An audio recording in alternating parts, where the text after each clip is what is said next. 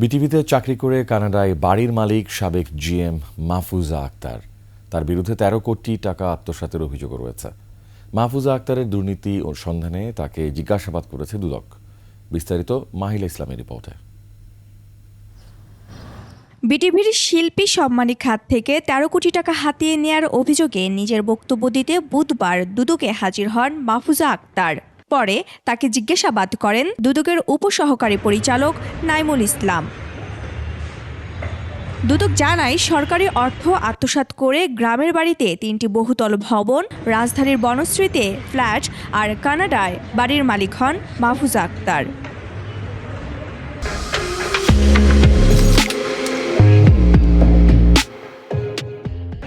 Mahfuza Akter BTV Chittagong কেন্দ্রের দায়িত্বে থাকা অবস্থায় ৮ কোটি টাকা আত্মসাৎ করেন বলেও অভিযোগ রয়েছে।